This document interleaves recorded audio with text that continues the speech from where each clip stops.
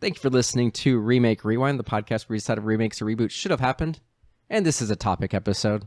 I'm Mike, as always. I got my co-host, Alex. What are we going to be talking about today, Alex? Hey, man. Today we're talking about Die Hard and Speed. Yeah, so specifically what we're doing is we like to do little topic episodes that don't fit the normal niche of our podcast of comparing a movie and its remake. So what we decided to do this week and talk about is how there are certain movies that just change cinema, change the way action movies are, or just a new genre that gets popular.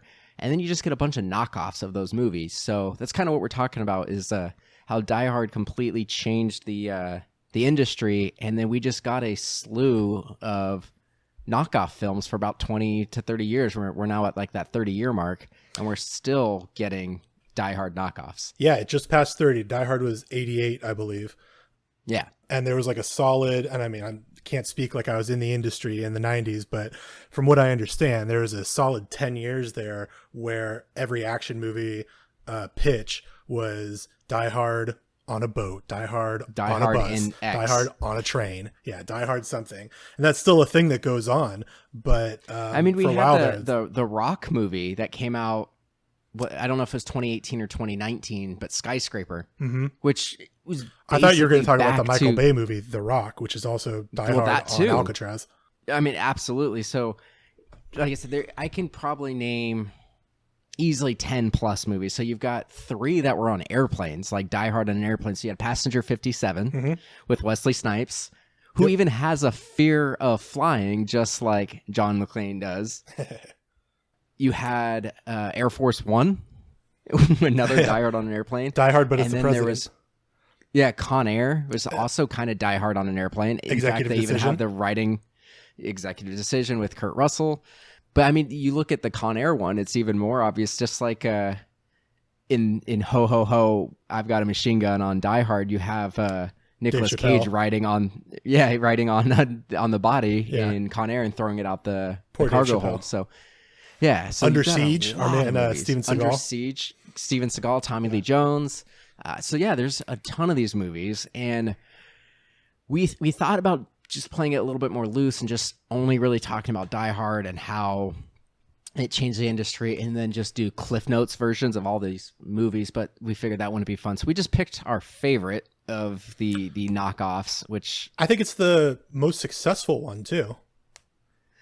I think Speed... It's one of the more successful. It's definitely the only one that got a sequel. Yeah, well, that's what I'm saying. I think Speed is, successful financially, but I think it's also... Of all the ones that we just named, unless we're leaving off a really big one, I think Speed is the best version of a Die Hard movie that came, right after that in the 90s there.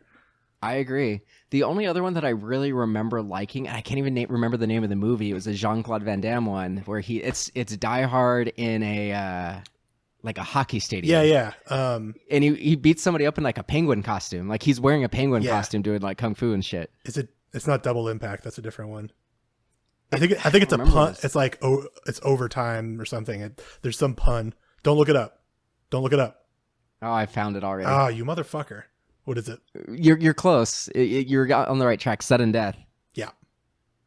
And then you had Cliffhanger as well. There is no sudden death in hockey, right? Is there a penalty? I mean, a shootout.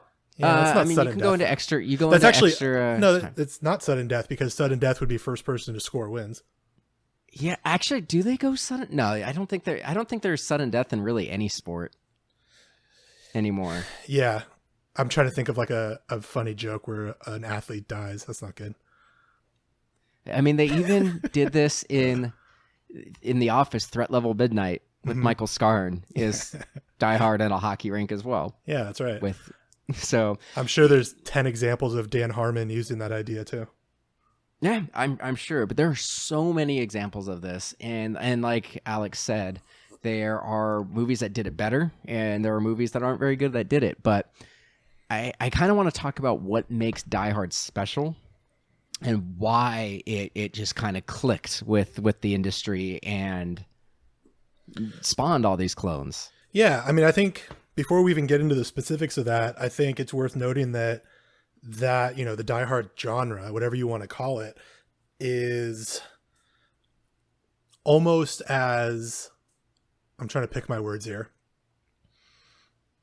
I think it's not as recognized by people who are outside of like film buffs and stuff, but I think it's as impactful as something like the Western or superhero movies. I think it's a very specific genre of movie that, as we talked about, influences other movies, and it's the impact of it is so widespread in other mediums and just in pop culture. This idea of the everyman that is in the wrong place at the wrong time and has to use his lack of resources and use his wits to overcome his situation. And I think you hit it on the head. I wouldn't go as far as saying that it's a genre on its own, but it definitely changed the action genre as a whole. It's as it's as much of a genre as something can be without being a genre itself. I agree. I think that's fair. And just to put on your point that it really is transcended and become just this icon is, I mean, every year around Christmas, the internet lights up. Is this a Christmas movie? Is it not? And granted, this movie came out in July, in the summer that it came out. But I mean, I watch it every Christmas. Like, we watched it on Christmas Day this year, Katrina and I. So, I mean, I look at it as a Christmas holiday. Yeah, it's just, there's something about coming together and watching this movie every year. I watched it as a kid growing up pretty much every year, right around Christmas time. I know so many friends who do that. I have a friend who went and made a little... you see it online too, but he went and made it. But he made the little part where John McClane's crawling through the air ducts and he lights up his lighter. Oh yeah, I've seen that. He made that Christmas ornament, because he saw it on. Laughs. Yeah, come out to LA. But it really is something, and I think the biggest thing you kind of pointed out is that it's the everyman, average Joe kind of guy, and it kind of flipped from having, Arnold Schwarzenegger, Sylvester Stallone. Just these ripped dudes who are indestructible. Like, you would see things like Commando where they would, and even some of the Rambo movies where they would pop up and they would just be spraying machine guns left and right, unlimited ammo. They could run down a hallway, just grab a guy's neck, snap it like it's no problem. Yeah, like, it's gratuitous. Until you got to like the final boss in a movie, Arnold Schwarzenegger and Stallone were invincible in all their movies, pretty much. And John McClane references Arnold Schwarzenegger, by the way. Yeah. All those guys. Yeah, and so that's the other thing is, like, this movie the whole time there are stakes because you see him bleeding, you see him tired and exhausted, you see him every fight. He's not a good fighter. He's just scrappy as shit. Yeah, he's an underdog. Like, he kills some of the guys on accident. Like, the very first guy he kills, he just calls him Kraus because he doesn't know does he actually know his name is Kraus, or did he just call him Kraus? I think Klaus is the older brother. Yeah, so but he kills, the first guy he kills, they're just kind of wrestling on top of the stairs and they fall down the stairs, and it just happens to be he landed on top of the guy and the other guy broke his neck on the fall. He's a New York City cop. Like, he's just a dude. He's not Rambo, he's not a commando, he's not part of an elite squad. He doesn't have any special training. He's just a guy. He's a New Yorker.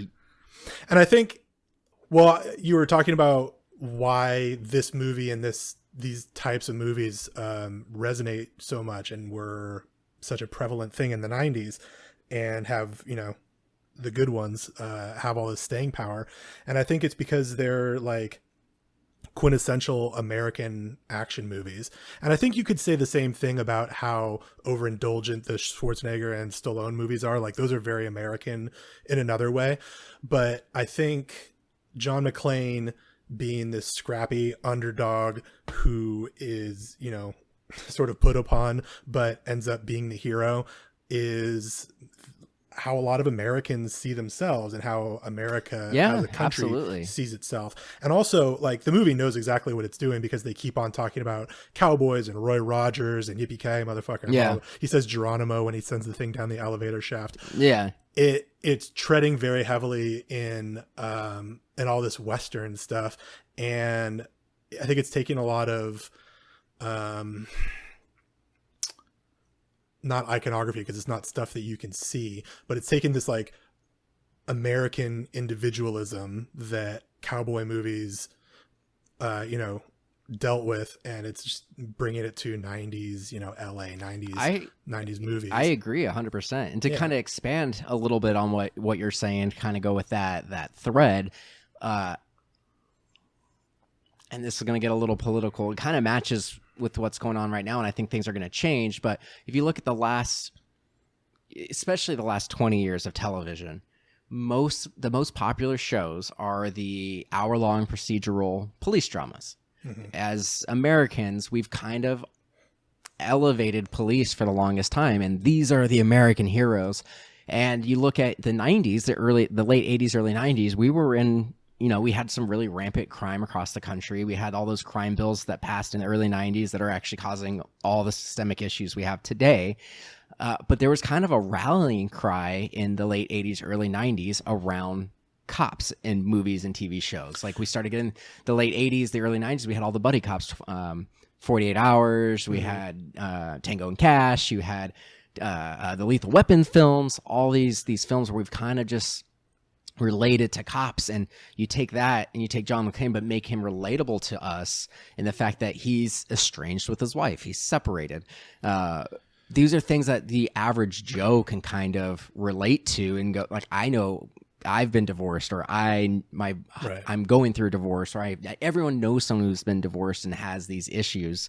And he's a cop, but he's not like the other cops. They make a point of setting him apart from him and Al, apart from the Breakfast Club principal, who's the police chief or whatever. They set him apart from him because that guy is like, he's a bureaucrat or whatever. He's a cop, and we don't like that guy. This is a good cop, and Al is a good black cop. Just relating it to what's going on now, you kind of get both sides of that.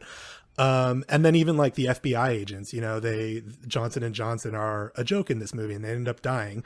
So this movie is kind of having its cake and eating it too, where it's saying like John McClane's a cop, and I don't want to put words in the movie's mouth, but like cops are good guys, but not all cops. Like these cops are good. I think so it lets you see yourself in that guy more. I think it goes out of its way.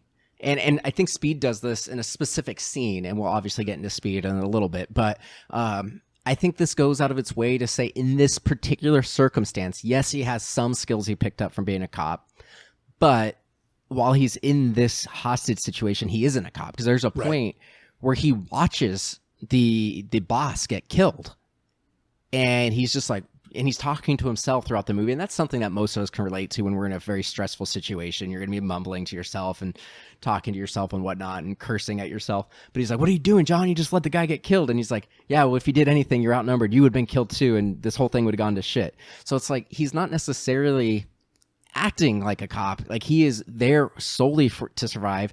At the end of the movie, as the whole plot comes together and they blow the roof, all the hostages are up there. He's not going up there initially being like, all right, guys, get back downstairs. It's, where's Holly? Where's Holly? Where's Holly? Like, he's there to save his wife. And all the other hostages are kind of bonus. Like, he's not there to save the day. He's there to save his wife. Yeah. So I kind of look at it as he's not necessarily, to kind of expand on your point, is he's different than the other cops because he has everything to lose in this circumstance. He's figuring out what's important to him, and he doesn't give a shit about being a cop in this moment. He cares about his family, and that's the American way. Pull yourself up by the bootstrap, you protect yours, kind of thing. So. Yeah, and I think in another way, it's also very American to be like, well, I'm a part of this thing, but I'm also my own, thing, and I'm going to go against it if I need to. So yeah, kind of get to have your cake and eat it too, right? Yeah, and I'm sure we'll do this same topic down the line again. Like we already kind of teed it up with the video game one, that we'll come back to do more video game movies. But I mean, there's a lot more to do here. I could see us doing this same topic with like Bourne. I'd say like every 20, 30 years, there's some movie that comes in and changes what the action hero is. So like Bourne changed it to the quote unquote pretty boy who's in okay shape, but is good at everything. Where this movie just took it, and, we're beating a dead horse, but just took that everyman guy, wrong, who's good at his job, but is put in an extreme situation and comes out on top. And it really was this for a while. And not good at everything, but figures it out. Exactly. And then like you even had some of the big actors like Stallone scrambling, realizing that their days were over. Like you pretty much look at it like 96 to 98 was kind of when Stallone and Schwarzenegger really saw a huge dip in the movies that they were doing. Die Hard is the Nirvana of action movies. Yeah, I agree. You look at Jean-Claude Van Damme, only really was popular until 94. So he had maybe another 6 years of doing a handful of movies after this. And then it really changed where we started getting like Wesley Snipes is great. Like he ended up doing like U.S. Marshals. He did, Demolition Man. Like it took people who you wouldn't have normally seen as an action person, moved them up. Yeah, he ended up getting Blade. Keanu Reeves, he had already done Point Break by the time he'd done Speed, and that helped him get that role. But it was really Point Break and Speed that pushed him into being an action star that he is still today.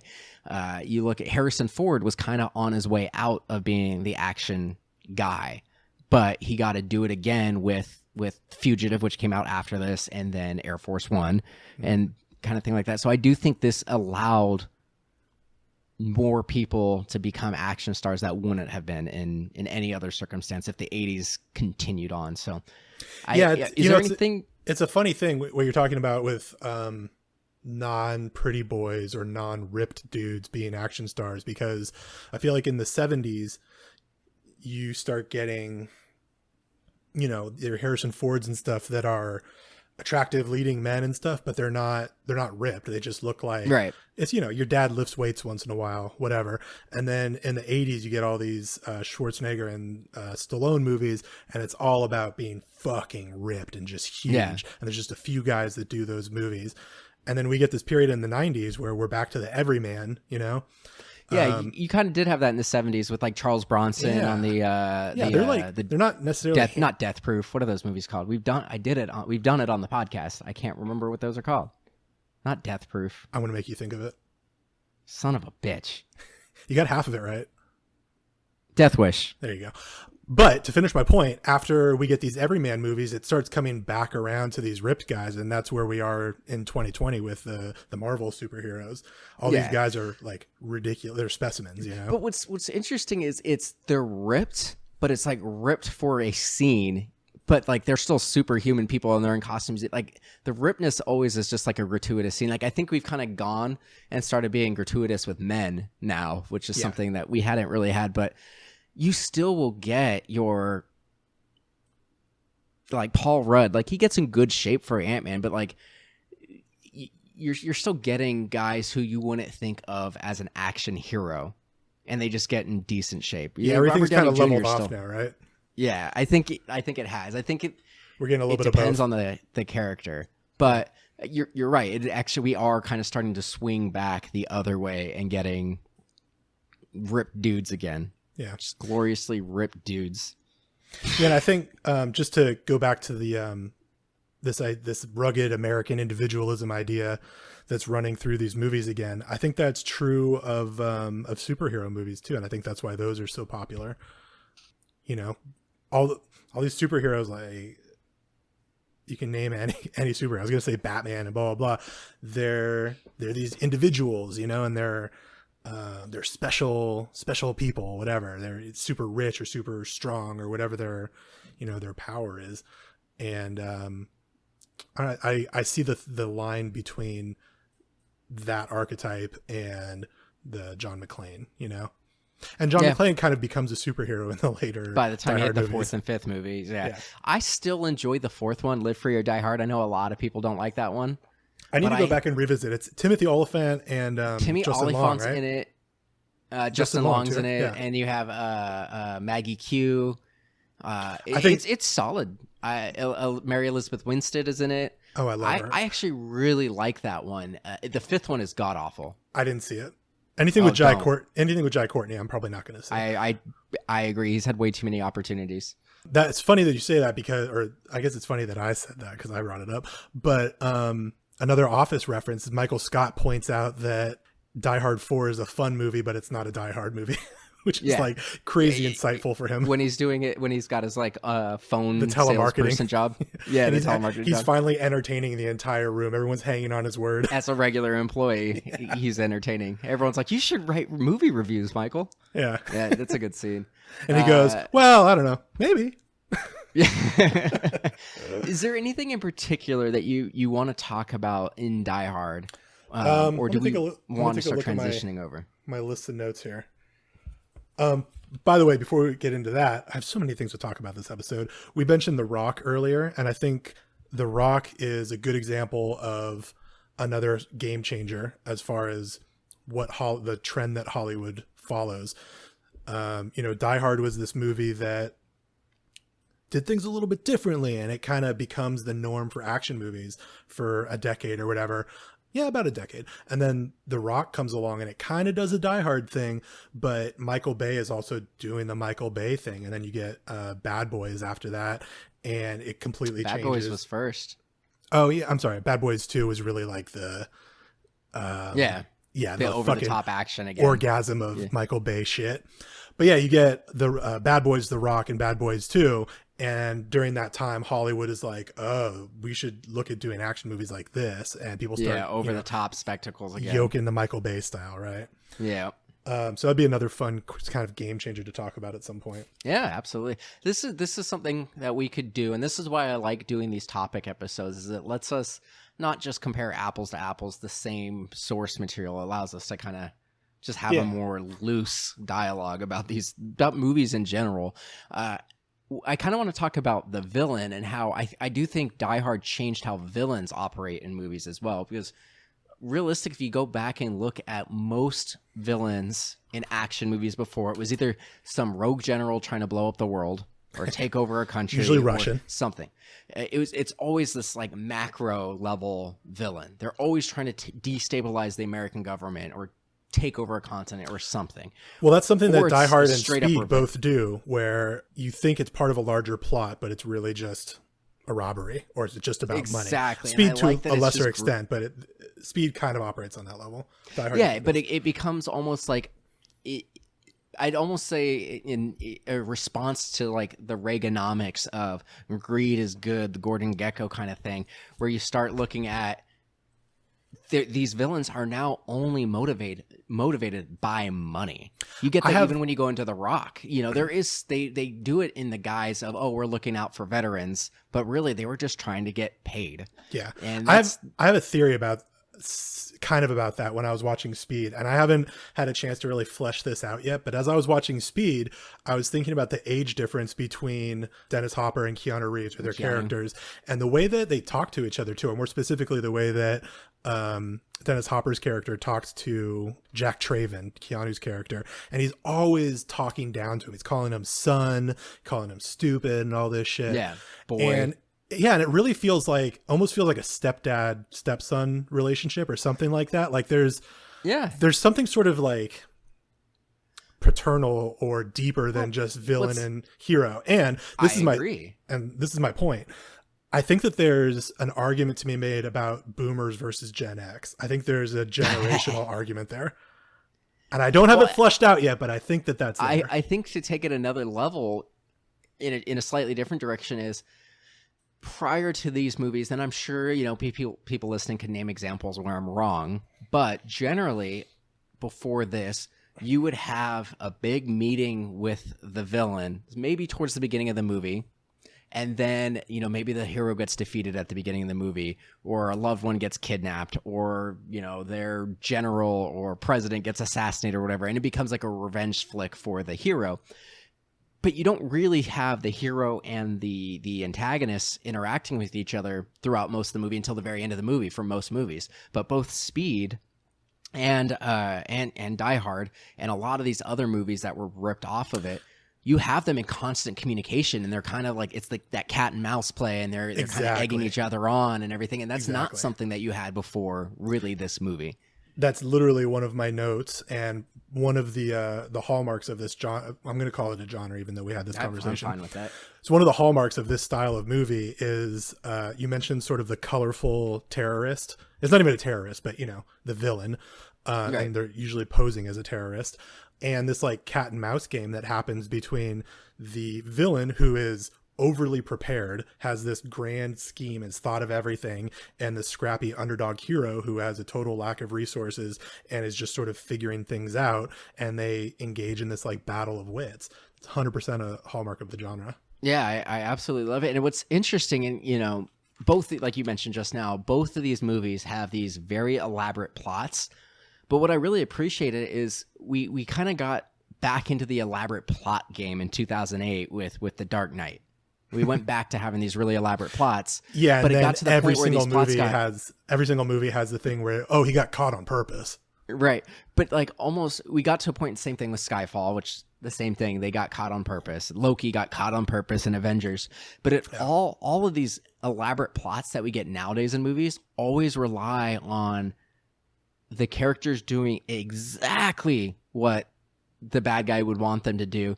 It doesn't allow for any variation at all. What I appreciate about these movies, especially Hans Gruber, he has contingencies. Like when John McClane starts fucking shit up and the police come early, he's like, it's fine. We always planned on the cops coming early. We have to accelerate a few things early, but they're just going to cut the power early, which means we can get into the vault even earlier. It's Kinda cool seeing the villain playing jazz with his plan a little bit. Exactly. Like he had enough flexibility built in to allow these little changes. And I would say Dennis Hopper's character does as well in Speed. So I appreciate that these elaborate plots, as elaborate and as exact as they are, they work out a lot better than like modern movies do in terms of like, let's just have a plot for the sake of having a plot. Yeah. So I like that. Yeah. And this is sort of tangentially related, but I wanted to talk about it anyway. I think both of these movies, we're talking about having this like colorful villain. I think both these movies are so much better for their casting choices. And I agree. They're well cast in lots of ways, but we're talking about the villains. Alan Rickman and Dennis Hopper just like elevate the material, both of those characters are Alan Rickman's first movie. Yeah. And both those characters are pretty well written. Dennis Hopper is by necessity not a deep character, but he's smart on the page. But Dennis Hopper brings all this charisma to that character that just arrogance. makes him like, oh man, I love watching this guy be evil, Yeah. It's such a magnetic performance. A lot of the things I want to talk about in Speed, because there are obviously vast differences in the movie. Were we starting with Die Hard? We're kind of jumping around. I don't know how much we need to talk about Die Hard. I think if there's anything specific you want to bring up, but there's certain things that happen in Speed that I almost want to just say, hey, this is like this in Die Hard, even though it doesn't seem like. Yeah, I think all of my notes are comparing, so that's okay. Yeah.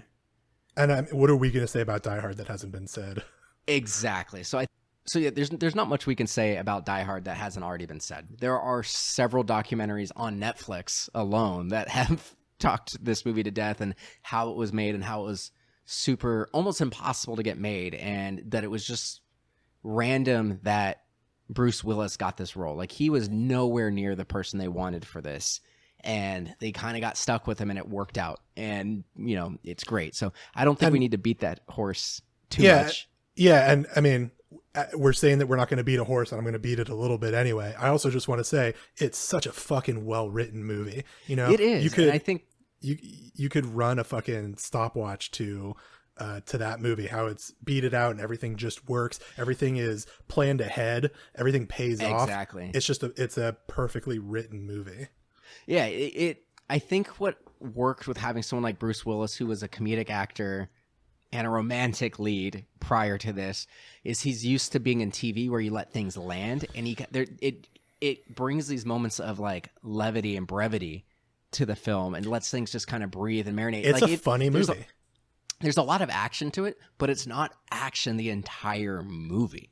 It's kind of a good blueprint for the way that Marvel does its movies. And Marvel takes a lot from George Lucas and Steven Spielberg as well. Oh, for sure. But the mix of comedy and action and high stakes and being broken up by jokes and all that is, it's a blueprint for the Marvel movies. And even, you're talking about somebody coming from TV and being an unexpected action star is Chris Pratt. Yeah. Yeah. Yeah. So before we get into Speed, which obviously we're going to have a lot of backpedaling to Die Hard. Have some Coke on me.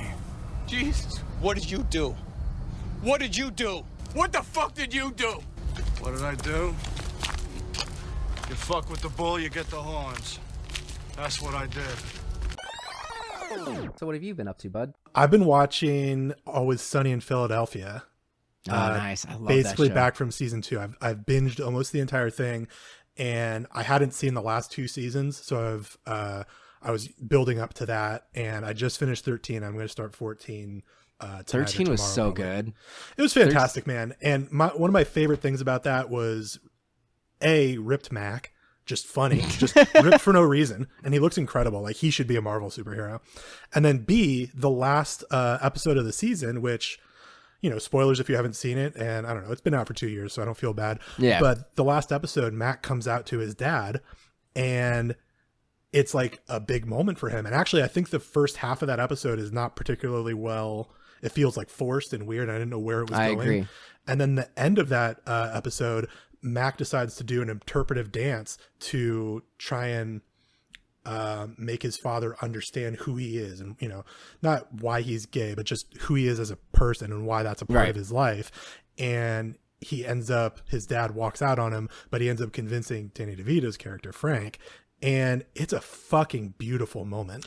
It is. I was blown agree. away by how heartfelt and well done that was. And it makes the ripped Mac thing pay off, because he's doing this like interpretive dance where he's like completely in control of every part of his body. And the fact that he is just ripped and looking incredible makes that make more sense, I guess. I agree. I love that it. show. I absolutely love that show. And I think we've gotten pretty lucky with that show. And it's weird, like with, you know, Scrubs had their blackface episode removed. They're actually putting it back up on Hulu, edited to remove the blackface scenes. And I haven't heard anything about whether or not they're going to cut the 2 different Lethal Weapon 5 episodes from this. But I think this Community got hit with that too. Yeah, I think because he was an elf. Which he was a drow. It's so stupid. So I do think we're gonna overcorrect a little bit, and we'll equalize. But it's weird. I haven't heard anybody really calling for It's Always Sunny to.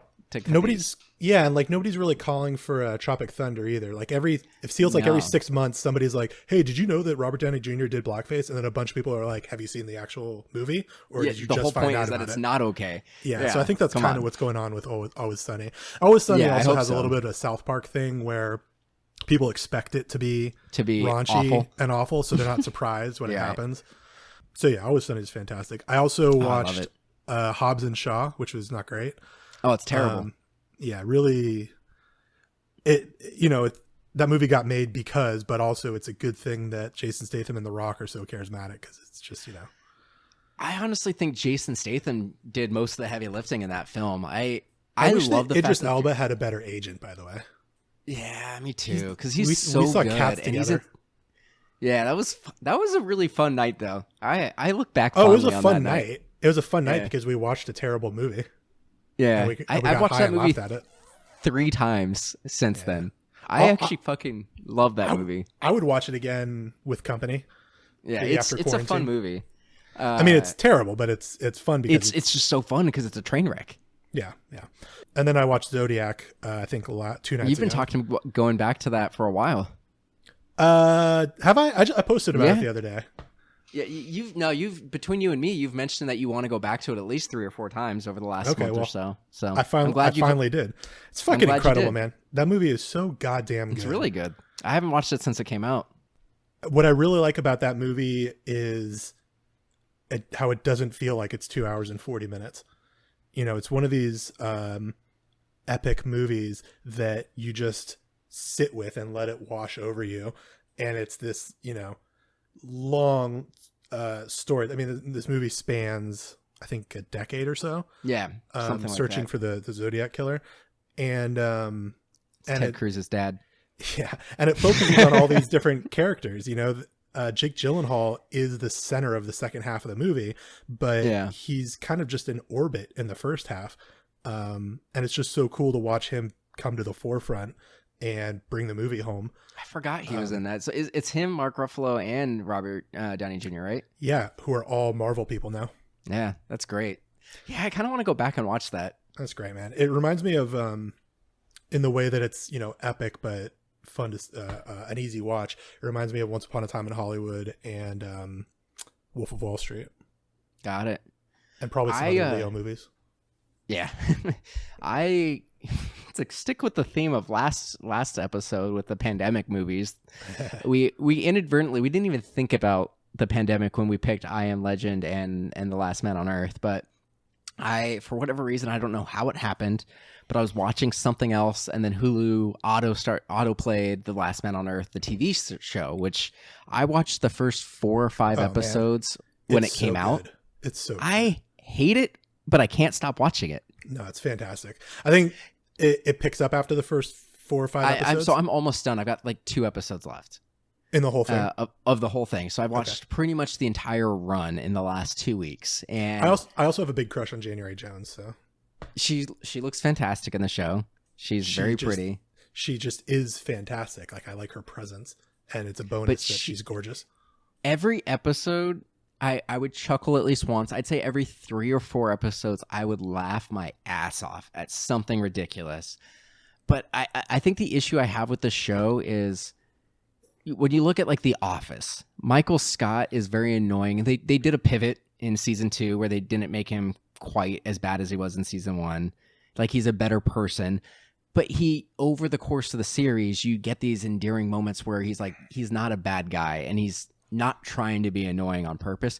But I don't feel like Will Forte ever improves. Like, I feel like he just devolves and gets dumber and stupider and crasser and ruder as the whole series goes. Where I like the rest of the cast. Mel Rodriguez is fantastic too, by the way. Mel Rodriguez as Todd is fantastic. And yeah, I see what you're saying. I think the writers wanted to do that, and I think Will Forte wanted to do that, and I think they succeed on some level. But I think you're right that it's hard to make a character like Michael Scott or whatever his name is, and his name changes 10 times, right? Yeah, Tandy, and Phil. Yeah, it's hard to make a character like that. It's a fine line to make them likable. Yeah. I Will Forte definitely just is a goofy guy, and it's hard to take him sincerely sometimes. Yeah, well, I think the issue for me was that it was almost like a reverse Michael Scott, where he seemed like a normal guy who just survived on his own for 3 years from the first season. Like, his whole thing, like he just was a slob because he didn't have to present. Yeah, you're right. They sort of dehumanize him. Yeah, and everything. Yeah, but he was still more or less a normal guy. He was just had some bad habits because he was by himself. But by the time you get into season 2, like, he's doing like these really wacky, stupid things, and he becomes stupid. Like, in season 1, I see what you're saying. I never thought he was stupid. I thought he was just weird because he'd been on his own for so long. But then he just gets stupider and stupider and stupid, and just starts doing these like really dumb plans. And then he's not an intelligent person. And so, like, I just don't buy that he survived that long. By the time, it just doesn't make any sense. So I keep watching it because I'm almost done at this point, and I like some of the other characters. I love Mary Steenburgen. Love her. Steenburgen. Yeah, I love her. January Jones is good in it. I like Mel Rodriguez. I like Cleopatra. I can't remember her last name, but I like her. Megan Shaw. Is it Megan? I don't like. It's Kristen Shaw. I don't like her. I think she's good. I just don't like her voice. Her voice grates me a little bit. I think she gives great performances, though. So I watched that, and then the other thing we've been watching, what was it? The only other thing I've been doing is I played Far Cry 5, beat that game. It's kind of relevant now. It's like end of days, post-apocalypse. Like, the apocalypse is caused by like this religious cult, and it's just like you seeing all these people brainwashed by organized religion in like rural Montana. And I just started playing an old game, but I just got it now for some reason. But the Infamous 2, which is also a police state. Yeah, Second Son. And it is takes place in Seattle with a police state going on. So kind of relevant to today. So everything I've been watching has been kind of relevant to current events. I started playing Cuphead, which just came to PS4. Yeah. Which I actually bought it on my Mac, and I didn't realize how hard it would be to control. With a keyboard? On my keyboard, yeah. Well, I mean, the main thing is that I have a magic mouse thing. Mm-hmm. So like the magic trackpad. Brag. Yeah. Rich. So, so it, not the best for gaming. It's not, I don't game No, on my of course. computer, but I've been wanting to play that game for so long. So when it came out on Mac, I was like, fuck, I have to have it. And then I just never played it. So it came out on PS4 last week, and I was like, I gotta get it. So I bought it again, and I did not realize how fucking hard that game is.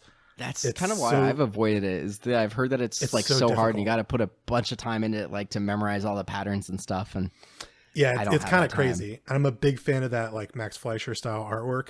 oh, it So looks it- beautiful. Aesthetically, it just like it hits me in all the right places, which is why I've been able to keep on playing it. But it's so frustrating. Like I'll sit down with it for an hour and get nowhere.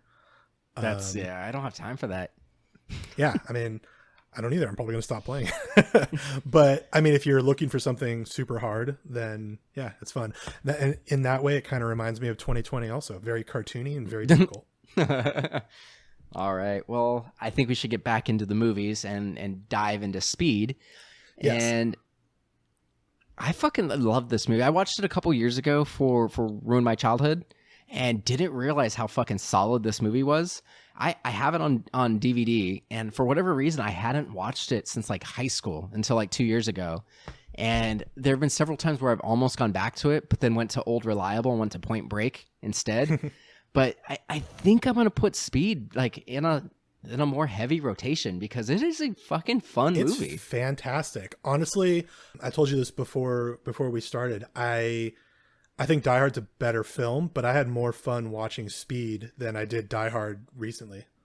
I agree, and I think that's partly because, like I mentioned at some point, that I watch Die Hard every year at Christmas time. So it's like, Yeah. this movie was fresh, a little bit more fresher, and I don't remember. I remember like the macro elements of the plot, but I didn't Yeah. remember all the little things in there that just. I don't remember how funny it shine. is.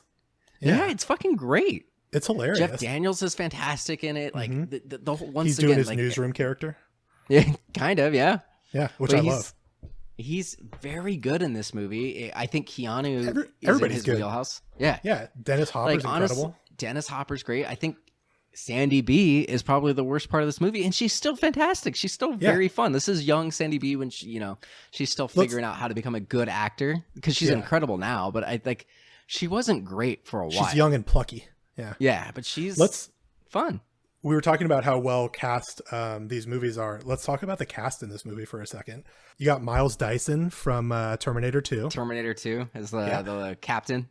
You got Cameron Fry from Ferris Bueller's Day Off. Day off. Yep. You got the dancer dude from Showgirls that gets period blood on his hand. You got I don't think you believe in Sparkle Motion. You got Jimmy Barrett / Phil from Lost, and he's also in The Dark Knight, I believe. Oh, the guy in the elevator, the opening scene. Yeah, creepy eyebrow dude. Patrick Fisher is his name. I didn't write down anybody else's name. And you got Iguado from Ace Ventura, who meets a fiery end, which is very satisfying if you watch Ace Ventura first. Because you just watched that a couple weeks ago, right? I think like a month or so ago. Yeah. Iguado's That's such funny. a piece of shit, and it's nice to see him get blown up. You watched it, and then our old co-host, Dustin, who was one of the original hosts of Remake Rewind, he texted me like 2 weeks ago and was like, dude, I just watched Ace Ventura. He's like, don't do it on Ruin My Childhood. It is the worst fucking movie in the world. And I'm like, I disagree okay. with that. It has problematic it's definitely- elements I mean, for sure, but yeah. there's a lot of gold in that movie. Like watching Is Jim it? Carrey Yeah, in his we'll prime is good. Yeah. We'll I'd see. watch Like, that I've been before wanting to do Sonic. another one. We just did Tommy Boy and watched Chris Farley, and I don't want to watch any other Chris Farley movies because I kind of want to keep him on that pedestal. But I think Tommy Boy I can and watch Black Jim Sheep Carrey hold movies. up, but Beverly Hills Ninja does not hold up. Tommy Boy held up except for like the last 30 minutes. The ending's It gets bad, but that's it gets a an- little. Well, whatever. We're not doing that on Far-fetched, this yeah. episode. The thing I was going to say about Speed, and as far as enjoying it and stuff, I think that Speed comes surprisingly close to Die Hard. I think Die Hard is better written in the sense that there's more clever setups and payoffs, but I think Speed is just as tight. But I think Die Hard, I agree. and I think Die Hard ends up being more heartfelt, and Speed has more of a focus on like visceral action. So it's kind of a it's kind of a trade-off. And to that point, the first act of Die Hard is all character building. It's all setting up Holly and John's relationship and all the people in the building and blah, blah, blah, blah. And the first act of Speed is just a short film about a bomb in an elevator. There's almost no character development. That's fine, because that's what that movie's doing. I mean, it's really setting up Dennis Hopper, where the first act of Die Hard doesn't even introduce, it barely introduces Alan Rickman. Well, it also sets up it's all visceral. Keanu as being, which I don't agree with this. It kind of bothered me. I didn't really pick up on it until this time that I watched it. But we're supposed to set up that Jack is more luck than skill and everything. Not that he isn't skilled, but throughout the movie... Do you think luck? I think intuition. Well, no, they specifically try to drive it like all three of like the people who are trying to school him. So his like captain, Jeff Daniels as his partner, Mac, Harry, Jeff Daniels, and then I can't remember the name of the character. I'm just going to keep calling him Dennis Hopper. But Dennis Hopper, all of them keep saying his name's Howard, isn't it? Howard, yep. And then even some of the people on the bus, Ortiz says this a couple times, like, you're Ortiz. Stupid, but you've got balls and everything. Everyone's saying, Big hairy you're dumb. Yeah, you're dumb, but you're really lucky and you're scrappy. And I don't agree with that, because you look at you brought up intuition, and I absolutely agree that he had intuition. Because he knew, and I think these older people, like you kind of brought it up when we were talking about how the villains changed, almost like a generational thing. And I think you're right, because all three, like his two mentors and then his antagonists, are all significantly older than him. Mm-hmm.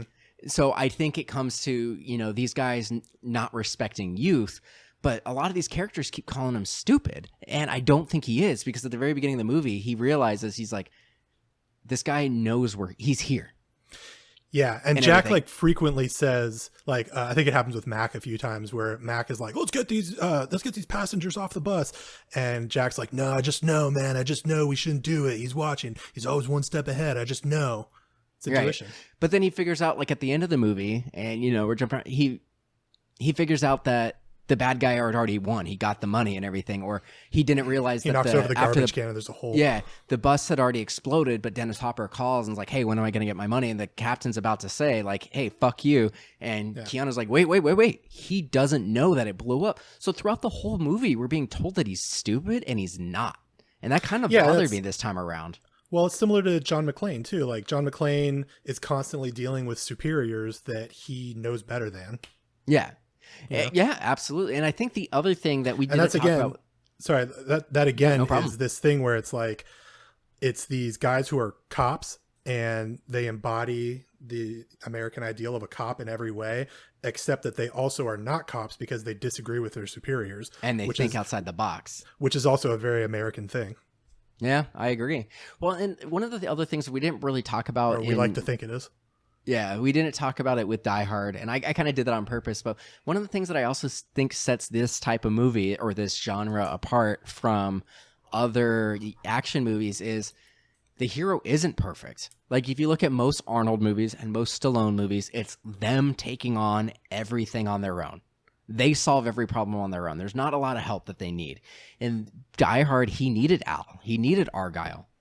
Yeah. He wanted that. He wanted the help of the principal from Breakfast Club. Yeah. What is his name? I just know that he does the 2 thing. Yeah, I don't remember his name, but I want to call him principal. Yeah, principal from Breakfast Club. But he wants the help of the police department, and then he's like, "Oh, you guys are fucking it up. Like, if you guys just do it the way I say, it'll be fine." He has the but specifically Al and Argyle help him out. If it wasn't for them, he wouldn't have succeeded. Yeah. The day wouldn't have been saved. And you look at this movie, he absolutely needed, to a certain extent, he absolutely needed Sandy.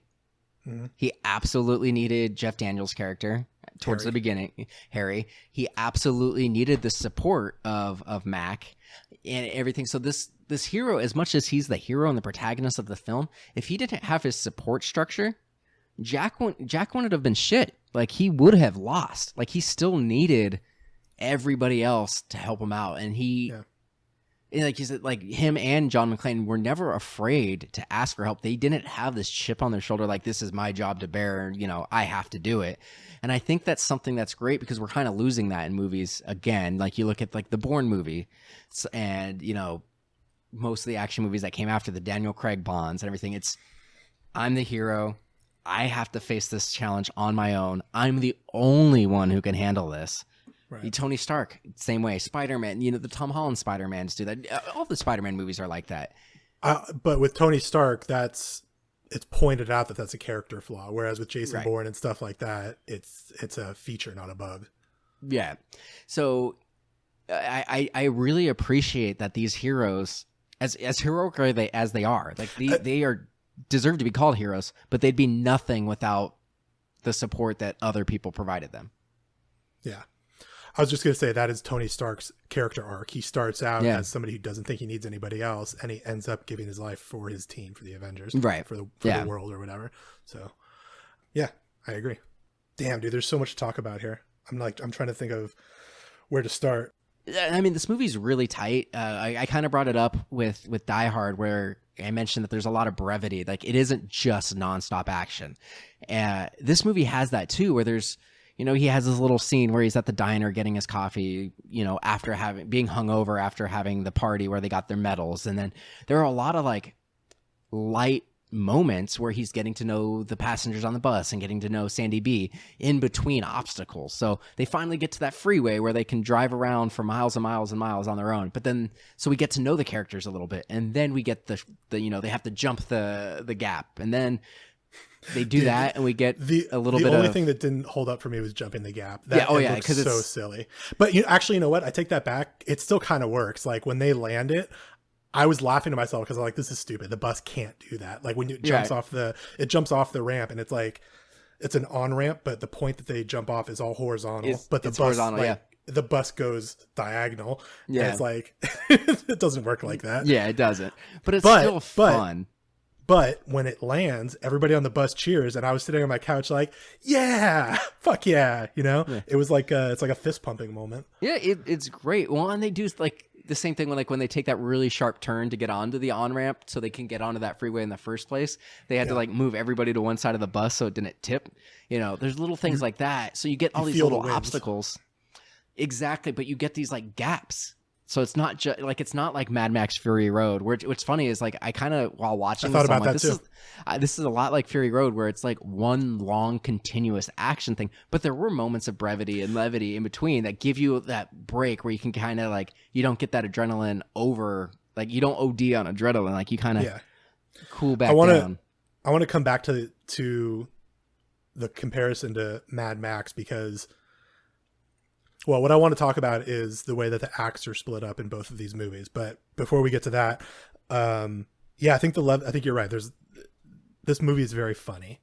And Die Hard is also very funny. And you know, I'm going to bring up the Marvel movies again. I think Marvel is taking a lot from this notebook, from this playbook, where those movies are also very funny. All of these like huge action beats are broken up by jokes and stuff. I started writing down a lot of the funny parts. So I'm just going to shoot a few of them at you because I think they're funny. He asks her why she had her license taken away, why she's on the bus, and she says speeding. Yeah, I like that. Was funny. What is her job, by the way? We never find out, right? We don't know. I want to know. She probably like works on the internet or something, and that becomes the next movie. It's a prequel to Net. Yeah. When she hits... Oh, no, not the baby carriage part. The baby carriage part was super effective, by the way. I think so, too. I forgot agree. about that. Well, what I loved is in that part, just since you brought it up really quick, like she is just distraught. She thinks she killed a baby. And he sees that it's cans, and he just starts laughing. Like he's smiling and laughing, and she just looks at him like, what the fuck is wrong with you? It's cans. Yeah. It's cans. And he's just laughing. And I was like, this is great. And I think what makes that kind of scene work really well, and I heard about this a couple years back, but then while reading something about Speed, it came up again. I saw like an interview, but it turns out that both Sandy B and Keanu were like super into each other, but didn't realize that the other was into each other or into the other. And like, so apparently like Sandy was a little bit more open, and she'd like be smiling at him and giving him like butterfly eyes and everything like that. And he didn't notice because he was just trying to be professional. And then he found out decades later, and he's like, yeah, I was super into her and I was just trying to be a professional on set. Which is what their characters are doing too. Yeah. Yeah, I agree. He's a cop and he shouldn't be hitting on her, and he doesn't. Yeah. But you can tell that he likes her. Yeah. The part that I was trying to think of is when she, just before they go and do the big turn on the on-ramp, she almost hits the school kids, and she goes, "Why aren't you in school?" Yeah. That's good. I also like the joke. It's towards the beginning of the movie. Dennis Hopper's character blows up the elevator 3 minutes early, and they and he goes, yeah, he couldn't hold his wad. I hear that's a common problem in middle-aged men, and that was Jeff Daniels' character said that, and like the way he delivered it was just so matter of fact. It was great. What he says is that's a common problem in middle-aged men. So I'm told. Yeah, exactly. The way he delivered it is just so good.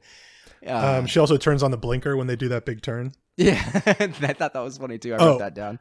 This is a really good one. And I think it works because, in hindsight, they're poking fun at the genre. He, is underneath the bus, and his little cart gets hit by the tire debris. He gets stuck under the bus, and he stabs a screwdriver into the fuel tank to hold on so he doesn't get dragged under the wheels. They pull him inside the bus, and Sandy is like, "Oh, you smell like fuel." And he's like, "Yeah, we're leaking fuel." And she's like, "We're leaking fuel now. What did you need? Another challenge?" You're right. And it's like that's what these movies are all about. Is like setting up these little challenges. So I thought that was pretty good line, pretty good writing. No, I agree. I have another one written here, but I can't read it. I can't read my own handwriting. What? I posted that thing earlier, and one of my friends was like, "Yeah, your handwriting looks like a serial killer handwriting." Well, it's because you wrote like all these different directions and whatnot.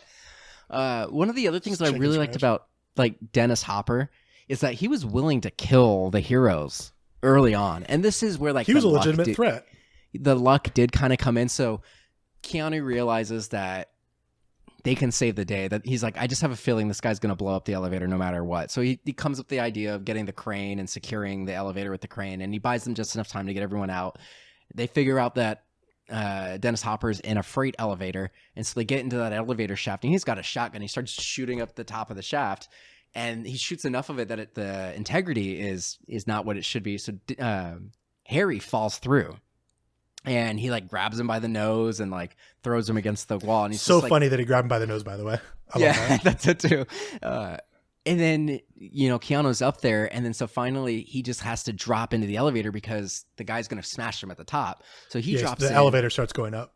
Yeah. So the elevator's going up. So Keanu has to drop in the elevator because he's going to get smushed.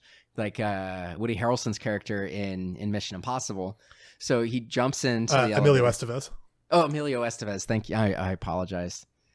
It totally was him. But he jumps into the elevator, and Dennis Hopper puts the shotgun to Keanu's face, pulls the trigger, and it just happens to be empty. So it's like, that is kind of one of the moments where you're like, yeah, he was lucky. That happens in Die Hard, too. At the end of Die Hard, he's got the gun taped to his back, and he walks up, and Hans! And Hans grabs Holly, and he's got another henchman up there, the quintessential 80s, 90s ripped vaguely European henchman. And John McClane just has the 2 bullets, so he has to get Hans to take the gun away from Holly so that he can shoot Hans, and then he immediately has to shoot the other guy. But he lucks out because Hans tells the guy, like, no, he's mine, or whatever. And then now I'm blanking on it. There's like one more beat there where John McClane is just lucky that the guy didn't shoot him, basically. Yeah, so he ends up shooting Hans in the shoulder, and then the guy hesitates, and so then he shoots the henchman in the head, and then then Hans falls through the window and grabs Holly, and they undo the watch and everything. And, the watch was the undoing of the villain in both movies. That's funny. I made that note too. The watch in Speed is a symbol of what's his name? Harold? Is that what I said? Dennis Hopper's character. It's a symbol of him being sort of replaceable at work because he was a bomb tech, and he was a cop. He was a bomb tech, and he got his thumb blown off, and then they gave him like a cheap watch as a retirement gift. And I think they didn't pay him enough disability or something. Like they didn't take care of him after he wasn't useful to the police department anymore, which, hey, that's a sweet critique of the police. I like that. And that's why he's robbing, he's holding hostages for all this money. It's because he feels like the police cast him aside, and the gold watch is a symbol of that. And he uses it on the bomb on the bus as sort of a fuck you to the police. And that's what Harry picks up on. And that's what eventually leads Harry to the house, which is where he gets blown up.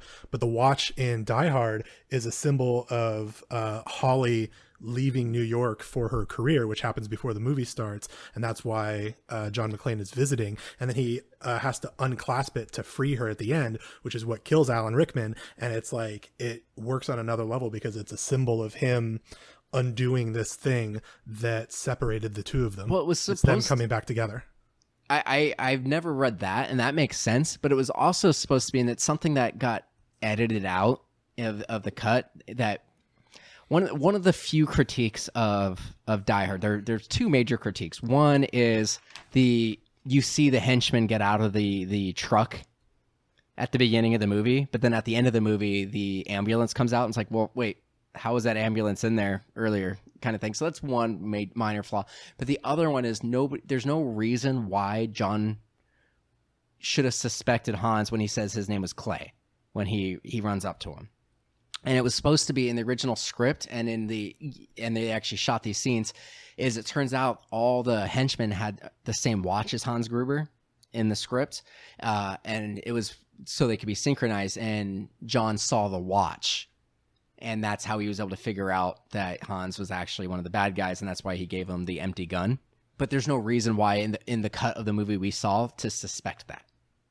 I think he's just, because he gives him an unloaded gun. So that kind of indicates that I think he just doesn't want to give somebody that he doesn't know a loaded gun. I mean, well, that's the rationale we're supposed to say. Yeah, but I believe what you're saying. What it was shot. I believe what you're saying. I'm saying I think it still works. Yeah. Like if you didn't know that, I don't think it's a. It doesn't break the dig movie. on the movie. But yeah, I think if that was kept in, I think that watch element would have been even more. Doesn't symbolic. Hans say something that ends up tipping him off? No, I don't remember exactly what it was, but I mean, he did start acting a little funny, and then he obviously pulled the gun as soon as John McClane turned his back. But yeah, I do think that keeping that watch scene in would have been beneficial. But I think, based off, us now, granted, we're really reading into the watch as a symbol because we watch Speed and Die Hard and they both, have watches in it. So I think we're maybe reading into the watch a little too much. But like I really like what you just said about, it's breaking the tie of her career, which is why they're in that situation. I like that. Which is maybe not a very empowered feminist ideal, but I like, but let's be fair, the movie wasn't that. Yeah, and really I mean, I'm sort of joking around, but because the watch could still be a symbol of their separation, but not necessarily of her career ideals keeping them apart. Maybe it's him reaching out a little bit, just breaking this thing that is a representative of them splitting up. But yeah, I like that. And actually, this is a good segue into another thing I was going to say, where I think Speed is very consciously referencing Die Hard in a lot of ways, and I think the gold watch, there's a good argument that that's one of the things, and it's totally organic. Like, for sure. It's not like the watch is shoehorned in there to be like, hey, we're doing Die Hard, so we're going to use this element of Die Hard too. But you also can argue gold watches aren't something that pop up in a lot of places. No. So the fact that both of these stories sort of pivot on gold watches feels like the writers being like, yeah, we know what we're doing. We're gonna have a little fun with it. And they did that in Die Hard too. Like there's some references in Die Hard to other movies that influenced it. And I can't really go in depth on that, but I read about the Seventh Seal was an influence, and then they have to break the Seventh Seal to get the bearer bonds in Die Hard. Right. And one of the characters' names is the same name as a character in Hidden Fortress or something. Oh, okay. Yeah.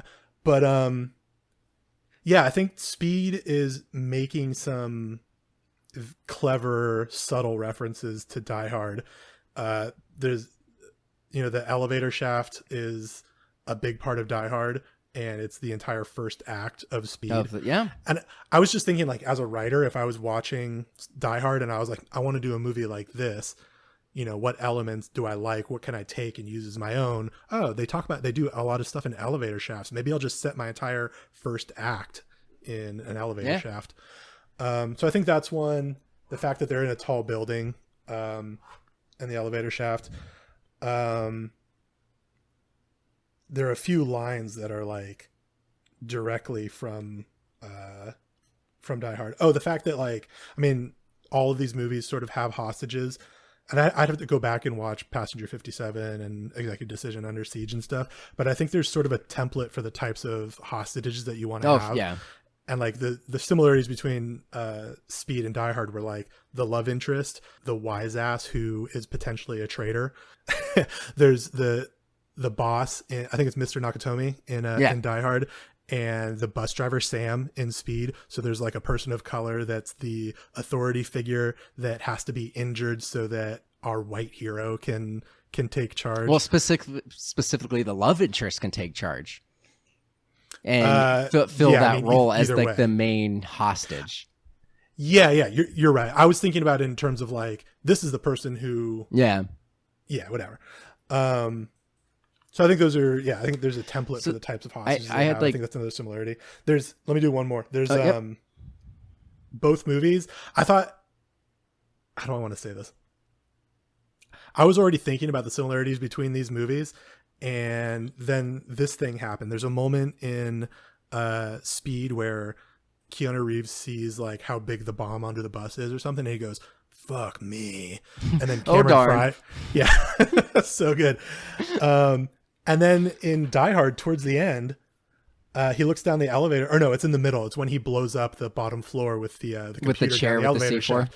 Also in the elevator shaft, he looks down the elevator shaft and he goes, "Fuck me," and I was like, "Oh my god, these fucking movies." 100% referencing each other. The two other kind of similarities that I have is both movies have a hostage that basically through actions of them not listening to the hero get themselves killed. So you had that douchebag business dude. Well, he kind of embodies three different things that Speed does. It's the person that gets himself killed, it's the wise ass, and the traitor, which I don't know if Speed really has a traitor. It's kind of the woman that throws herself or gets blown up.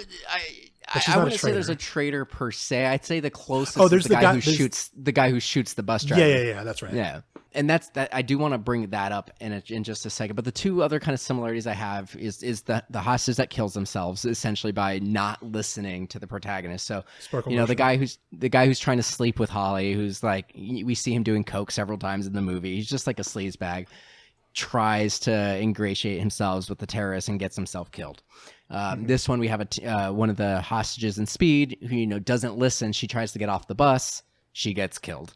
But the other thing is the press, how the press actively fucks shit up. Huge part of both movies. So the reason that Holly becomes a target is the news agency figures out that she works there. They go and say her name on TV, which causes Hans to look at the photo, realizes that she is the husband or the wife. The photo that she turned down before Hans showed up because she was upset with John, right? Yeah. Mm-hmm. So it's just like this is just more setup and payoff, man. Yep. But the press makes them figure that out, and then in Speed, the news choppers are constantly giving away what's going on. So they eventually have to go to okay, we're gonna go to this freeway. We're gonna talk to the news, try to get them not to be involved, and then the airport. Then they go on the airport because the news choppers are still there, and even when they get to the airport, the news van is still right on the fence trying, but the news ends up helping them because they hack into the signal or whatever. Right. But still, the news actively let the bad guy know what was actually going on. So I thought that was interesting. Both movies have pretty heavy critiques of news entertainment. I mentioned with Die Hard, one of the things when you were kind of talking about how he's a cop, but he's a different cop because he knows better. But then I kind of pivoted and said he is like that, but he also recognizes in this situation he's not a cop because his main goal is going after his lady. He's going to go get his wife back. Where was I going with this?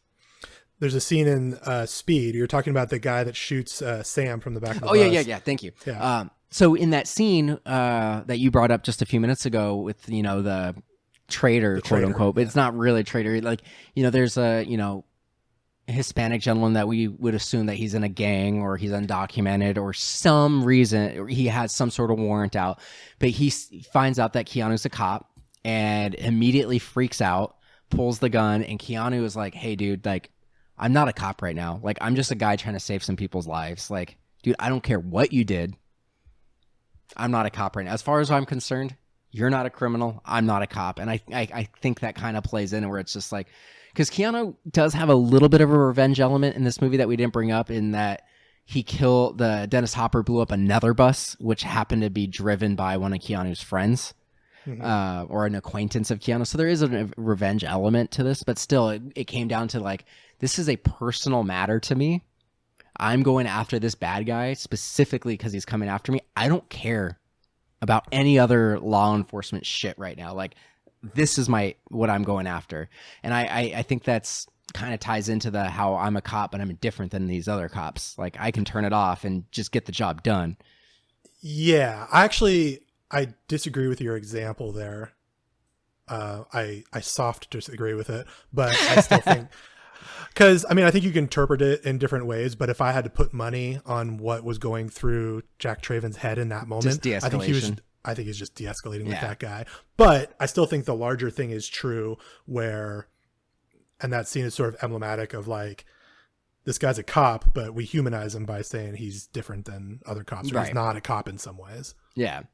But I mean, this movie rips from beginning to end. It's I do have to say the pacing and the tension that both these movies build. I think the tension with John McClane is that he takes damage. He has the broken glass in his feet for a lot of the movie.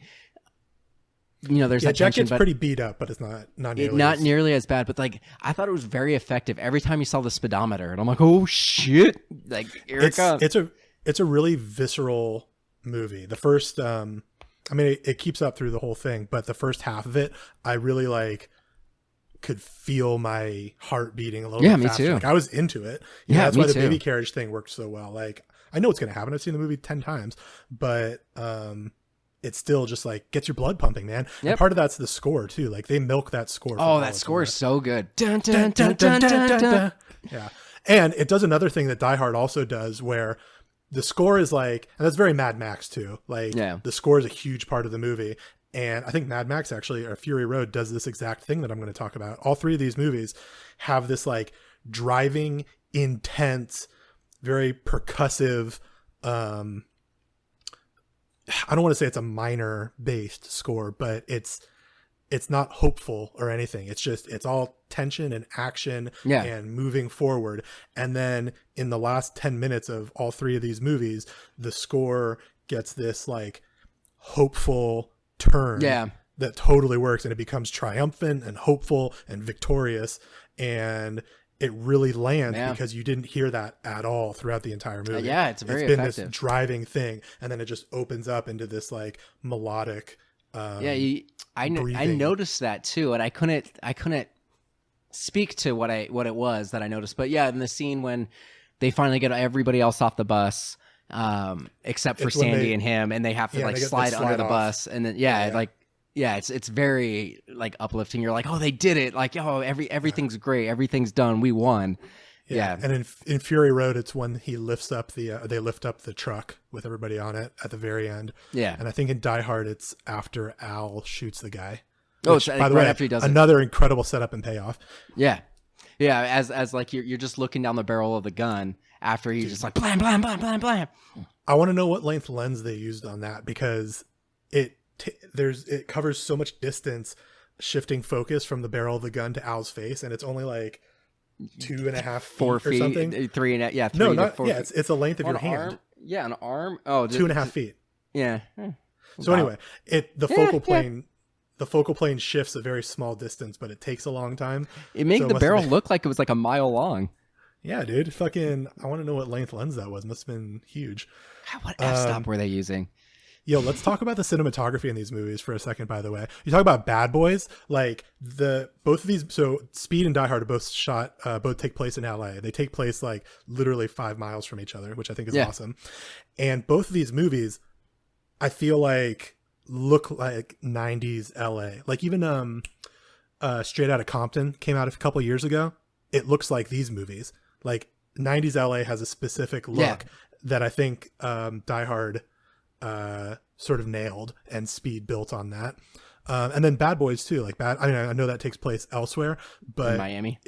Yeah, it feels like these movies. And I think I'd have to look at Bad Boys again, but I have a feeling those are shot on anamorphic lens, which I'm sure they are. Die Hard and Speed both are. Also, you want me to blow your fucking mind? Sure, do it. Do you know who directed Speed? Something Dumont. Jan de Bont. Yeah. Yeah. You know what he was the DP of? Die Hard. Yeah. Yeah. You know the How fucking director cool of Die is Hard. that? You know the director of Die Hard went to prison, right, for trying to blackmail the producer of Rollerball. No shit. John McTiernan? Yeah. So I gotta look that up. That's awesome. He directed Rollerball, which is a fucking god awful movie. It is Chris so Klein. fucking bad. Yeah, with Chris Klein, it's so fucking bad. Who's there's like an old guy in that movie, right? Is it James Caan or something? James Caan is in the original one. Okay. Okay. So the bad Go guy. ahead. So the newer one has Tell your Jean story and I'll look Reno it up. is the bad guy. But yeah, so Joe McTiernan directed the remake, and it's Right. bad. It's really bad. And LL Cool J also. yeah, so he felt that the producer tried to like sabotage the film. And so he ended up hiring a private eye to like bug the producer's phone and try to get like evidence that this guy like fucked up the movie on purpose. And so yeah, he ended up going to prison for illegally wiretapping the producer of Rollerball's phone. That's awesome. I got a little bit more casting crew trivia for you here.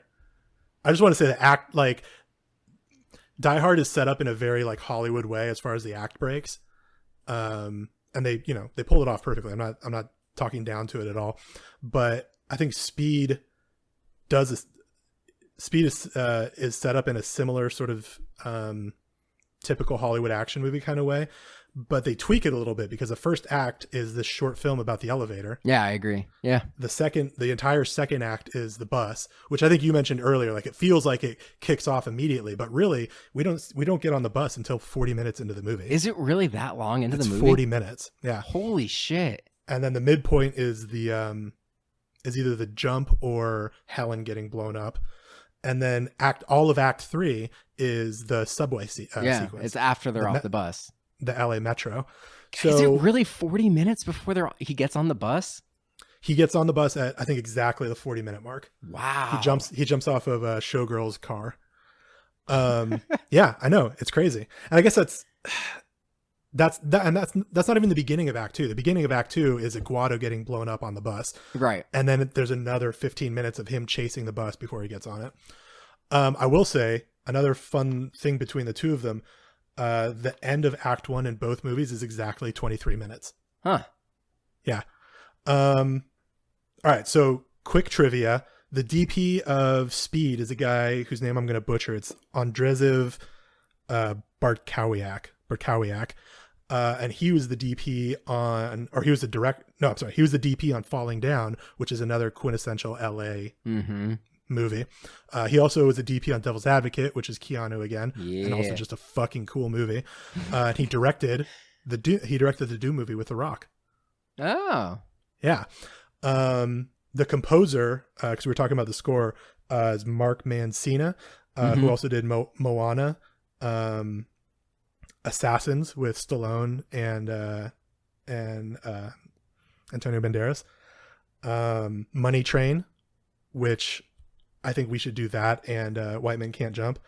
And there's another movie here that I can't read my own handwriting of.